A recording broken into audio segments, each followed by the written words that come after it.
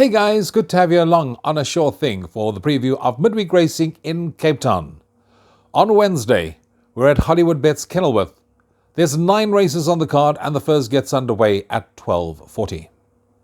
I really like a few horses on this card. You know, it's all about opinions, and that's the beauty about racing. We've all got our opinions, and the nice thing is we then get to share our thoughts, sentiments and reasoning behind why we like certain horses with each other. That's exactly what I'm about to do with you guys once again. Tell you who I like, why I like them, and hopefully assist you in putting the structure of your perms together correctly so that you too can stand in the winning queue at the end of the day. With there being 9 races on the card, the exotic starts from race 2 onwards on the tote, and prior to the start of the meeting, you need to have on your free Hollywoodbet Punter Challenge entries. That closes 5 minutes prior to the advertised starting time of the meeting. When putting through your selections, play the bet slip, because that puts you in line for that mammoth 1 million rand that is on offer if you were to correctly pick all the winners on the program. And speaking about winners, let's see how many we can find. I think we're going to start off with one in the opener, which happens to be a maiden plate for fillies, where 8 runners will line up at the 1200 meter mark, and I'm looking no further than Vroom Vroom in the opener. Number 7 on the card, opened at 5 to 10 and has shortened 9 to 20 on Hollywoodbets.net, and this horse looks like she is by far the best bet on the card. She ran an absolute cracker on debut. She hit the front 300 meters from home, but then just got outrun late, and she had to settle for second behind Gimme Another Viking. She is the half-sister to Double Superlative. That run under the belt certainly would have brought her on nicely, and with any amount of natural improvement expected, she's going to take a power of beating in the opener. Short and sweet, 7 Vroom Vroom the winner, ahead of 1 Silver Salute, 4 Miss Attitude, and 8 Autumn Rush. Second race on the card is a maiden plate for 3-year-old fillies, where 9 runners will line up at the 1200 meter mark. This certainly does look like a race in 2 between number 2 Black Erica, who's at 2 to 1, and number 5 Fantine, who's at 2.86 to 1. The interesting thing is they renew rivalry, because they finished 3rd and 4th respectively the last time they met, and that was behind In a Bloom. Now I'll start with number 2 Black Erica. Showed the natural improvement from first to second run. Same can be said about number 5 Fantine. Good improvement from first to second run, and there was 1.25 lengths between the two of them when they last met in favour of Black Erica. Black Erica this time around is having her second run after rest, so she should strip fitter. But I'm going to be siding with number 5 Fantine purely because she's going to have her 3rd career start. She found betting support last time out, which tells me she must have been showing something back home. And with any amount of natural progress expected, I do think that she can turn the tables with number 2 Black Erica. So I'm going 5 Fantine, ahead of 2 Black Erica. For 3rd, I'm going with number 3, Winter in Auckland, who comes out of that same form line, and 4th, number 1, Swift Serenity. Race 2, incidentally, first leg of the bipot, you need to be on by 13:15, and as we move on to race 3, the off time 13:45, that'll be the opening leg of the place accumulator. It is a maiden plate for fillies, where 9 runners will line up at the 1600 meter mark. Here, number 6, Cassandra, from 2.5 to 1 has come into 2 to 1. 8 Pacific Waters from 2.5 to 1 has gone out to 3.03 to 1. 4 to 1, number 2, Beautiful One. 5 to 1, number 3, Kisses. 6.25 to 1 and upwards the others.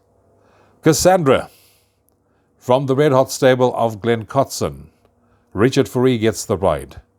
Needed the local debut run, one can certainly see, and I'm going to overlook her because I first want to see her really finding form before I can go with her with any amount of confidence. Hence the reason I'm siding with number 8 Pacific Waters. Now, she was her own worst enemy last time out. She overraced, she lacked extra in the run to the wire, and she was staying on when finishing 3.8 lengths behind Boozy Susie. She was not disgraced for finishing 5th that day, because the horse that finished right behind her in 6th was a horse called Rosewood, who has subsequently come out and franked that form line to give it a boost. Now, if Keegan DeMello, who is booked to ride her, can settle her in the early part, she definitely will be involved in the shake-up, because she's having her third run after rest, so she should be cherry ripe to run an absolute cracker. So I'm going 8 Pacific Waters, ahead of 2 Beautiful 1, 6 Cassandra, and 5 Louis Star. Race 4, first leg of the pick 6, 14:20 the off time. A maiden plate for fillies where 9 runners will line up at the 1600 metre mark. Number 8, Peaches and Cream, from an opening call of 3.03, has come into 2.27 to 1. 2.86 about number 6, Homing Pigeon. 4 to 1, number 2, Lilting Song. 4 to 1, number 1, Her World. And then you can get 7.14 to 1, number 9, Rare Earth, and double figures bar those. I'm signing here with the Glenn Cotson trained number 2, Lilting Song. Yes, that stable is in very, very good nick at the moment. This horse finished behind Her World last time they met. There was about half a length in it. They meet on the exact same terms, but I do prefer number 2, Lilting Song. She would have finished a whole lot closer last time out if it wasn't for the fact that she had to switch at the 400, and as a result had no extra late in the run down to the wire. She now gets the services of Richard Fourie on board for the informed Glenn Cotson stable, and if you put a line through that last run, she definitely must have a very good chance of taking the lion's share of the prize money on the previous earlier form she's shown. So to me, she does deserve healthy respect here, and I'm going with her. Number 2, Lilting Song as my first choice selection, ahead of 6, Homing Pigeon, 1, Her World, and 8, Peaches and Cream. Race 5 is leg 1 of Jackpot 1, 1500 hours, 3 o'clock the off time of race number 5. It's an open maiden where 11 runners will line up at the 2000 metre mark, and I'm looking no further than number 5, Eric Liddell. Now, Eric Liddell looks very, very hard to oppose, particularly on the strength of his last outing. He was third behind winners last time out, and he lost a length that day but was staying on nicely, finishing 1.70 lengths behind We Have a Situation. The blinkers, I think, has done the trick. If JP can get him to jump on terms, and the fact that he's having his peak run, so he should be cherry ripe to run a much improved performance, to me, Eric Liddell rates the one they're all going to have to beat, and that's the one I'm siding with. 5, Eric Liddell, ahead of 6, Fast and Free. For third, I'm going with number 11, Seafarer, and fourth, number 10, Phantom Man. So 5, 6, 11, and 10 are the selections in race number 5. Race 6 is leg 1 of Jackpot 2. 15:33 is the off time of race 6. It's a D stakes where 9 runners will line up at the 1000 metre mark. Here you can get 2.5 to 1 each of 2, 4 Morphelias at 2.5 to 1, and number 7 Pushing Limits at 2.5 to 1 on Hollywoodbets.net. There has been a flood of money for number 8 Claude Monet from 20 to 1, has come down through the points into 3.57 to 1. Then you can get 4.55 to 1 about number 1 Country Time and 6.67 to 1 and upwards the others. 3.57 now about number 8 Claude Monet. Still a maiden. In a D stakes, I'm going to pass that by and I'm going to side with number 7 Pushing Limits. This one from the stable of Andre Null. That was 2 good last efforts. Despite being stowaway, ran on nicely last time out to be beaten under a length into third position. This time round, get the services of Andrew Fortune, so she will definitely be sitting just off the pace, and she will be mowing them down in the run to the wire. She's having a peak run, and I do think she's cherry ripe to bounce back to winning ways. So I'm going number 7, Pushing Limits, ahead of number 5, Hear My Voice, 1 Country Time, 4 Morphelia. We move on to race number 7, and that is a middle stakes where 8 runners will line up at the 1000 metre mark. And this is one of those races where they are very closely priced up on top of each other. They were 3.03 to 1 each of 3, but then there was a touch of support for number 3 Winter Snap, who's coming to 2.5 to 1, and 3.03 to 1 about 2 Black Cheetah and 4 Elusive Winter. And it's 7 0.14 to 1, bar those 3 runners quoted. I'm siding with number 2, Black Cheetah. I thought that was a very good comeback run when second and beaten only 0.4 lengths by number 3, Winter Snap. He's also a kilo and a half better off at the weights with number 3, Winter Snap, this time round. Last time out, remember, he jumped out, he tried hard, but then got outrun in the closing stages. But this time round, with a kilo and a half swing in his favour, I do think he can literally go from gun to tape. He should also strip a whole lot fitter now that he's having his second run after a rest, and Craig Zaki retains the ride for the Justin Snaith Yard. To me, the one to beat. So I'm going 2, Black Cheetah, ahead of 4, Elusive Winter, 3, Winter Snap, and 6, Demanding Dave. That takes us on to the 8th race, which is a Class 2, benchmark 112.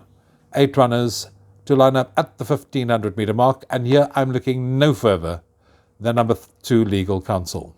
From 3.03 to 1 into 2.5 to 1 on Hollywoodbets.net, sold on Legal Counsel purely because of the manner in which he won the Grade Through Cape Mile last time out. He did that from start to finish. He kept challenges at bay all the way to the wire, and he beat Kamchatka by 1.5 lengths, and Kamchatka will be in action on Saturday if all goes according to plan. Looking forward to seeing that horse again in action. Definitely would have come on with the benefit of that one under the belt. Will also strip a whole lot fitter second run after rest. And I do think with Callan Murray on board again, can continue about his winning ways. This horse, incidentally, is nominated for the Lomara King's Plate, and back-to-back wins, I do think, will give Legal Counsel a very, very good chance of running in that lineup. So I'm going 2, Legal Counsel, ahead of 6, Captain West, 5, His Majesty, and 3, Gallic Dream. That takes us on to the last race on the card, 1720, the off-time race 9, and this is a maiden plate where 15 runners will line up at the 1600 metre mark. And when I opened this race, I felt like doing just that, because that is how difficult I think this last race on the card is. 3.57 to 1 each of 2. Number 3, Chance Encounter, 13, Perfect Impact. They both are 3.57 to 1. You can then get 6.25 about number 1, Charlie Bucket. 7.14 to 1 about number 11, Lomu. 8.33, 6, Quiet Place. And I like the horse that has attracted some outside support from 14.29 into 10 to 1, and that is number 7, Caesar's Ransom.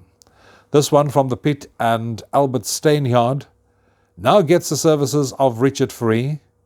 Last time out, over 1400 metres, improved, got brushed at the 200 metre mark, but stayed on nicely at the business end of affairs. This happens to be Captain Ransom's half-brother, Caesar's Ransom. And I always said the day this horse goes over a little bit further, 1600 and beyond, this horse is going to be very effective. And I'm going to suggest that you don't leave Caesar's Ransom out of your play on Wednesday afternoon, because with Richard Free up, definitely will be running on in the closing stages. So I'm making Caesar's Ransom, because of the price, my each way selection to close the day, and including 3, Close Encounter, 11, Lomu, and 1, Charlie Bucket to fill the placings. And that wraps up racing at Hollywoodbets Kenilworth on Wednesday afternoon. Hopefully I've guided you in the right direction. Maybe you can use 1 or 2 that I like. Put your selections with it. Structure your PIMs nicely. If it means putting in more horses and taking a smaller percentage, do just that. But make sure you're in the queue to collect at the end of the day. From me, Rouvaun, till next time, you take care. Cheers for now.